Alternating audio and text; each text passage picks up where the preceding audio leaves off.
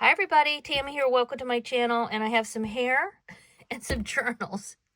So a little bit of a weird combination here. In fact, you might have seen recently, if you ever check out the posts that are on YouTube, you know, there's a community post section. I posted a poll on there recently and asked you guys what you think about YouTube channels that kind of mix it up sometimes when it comes to their topics. So my channel is called Peacecraft Dolls. Obviously, I do a lot of doll content. I do crafting with dolls. I also craft without dolls, of course. And in fact, that's originally my channel. That was the focus originally, just crafting, yarn crafting in particular, when I first started out many, many years ago. And then it kind of segued into the dolls and crafting for dolls. And then peace. And a lot of the stuff brings me peace. So I do have a separate book channel that I started about, I don't know how long ago, over a year ago. And then I had to let it go because I just couldn't spend the amount of time. There's a lot of networking and stuff that goes behind the scenes if you want to sort of expand your channel and get people to see it. And so I kind of let that go, even though, of course, I still read and write a lot.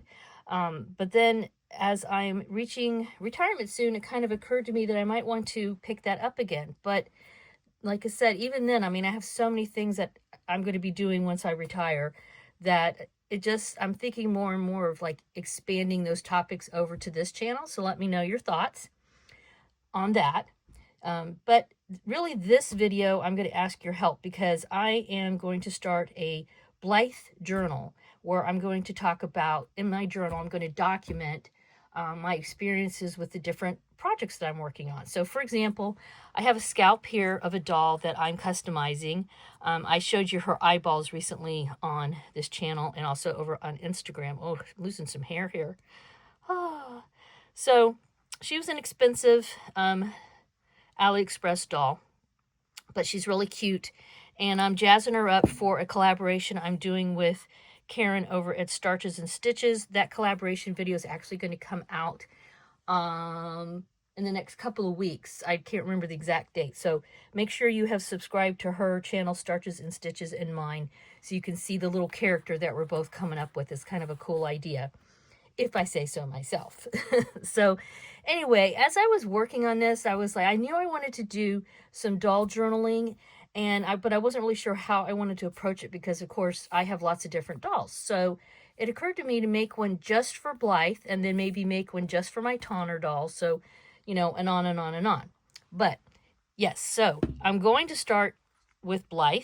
Everything starts with her, right?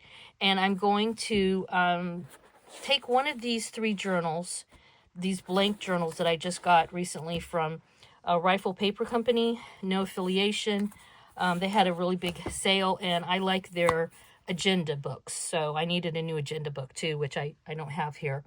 But anyway, yeah, so the idea was I'm going to take one of these three and turn it into a Blythe journal where I talk about my experience working on the different projects. I do some brainstorming. I kind of have a sewing book I do that a little bit in, and I thought I'm going to just have one just for Blythe when it comes to these projects that I have lined up. But I'm not sure which one of these books to use, okay? So the first one I picked up thinking I wanted to use this because it has a little bit of a harder cover. You know, it's a thicker cardboard, but then it has a perforation here, so that kind of concerns me.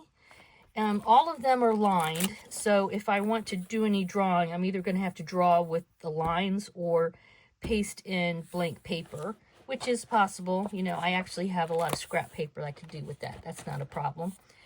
And then this one, the blue cover, there's no perforations, okay? It has these cool little details up at the top of each page, which I like.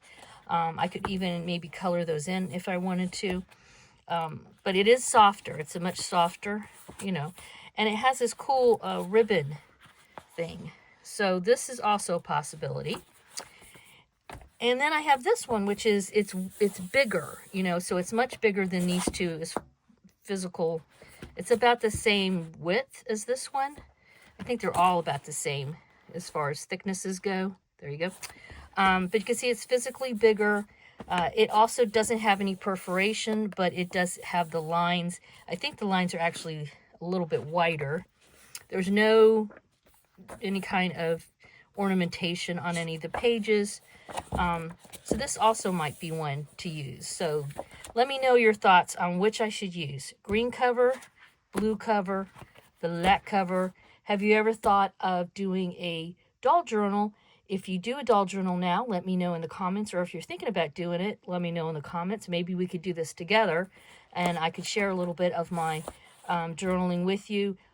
I have to warn you, my drawings are terrible, but they do help me a lot of times visualize what I want to do. Like I'll write down ideas and then I'll draw stuff out, and they are really bad, but they help me develop ideas.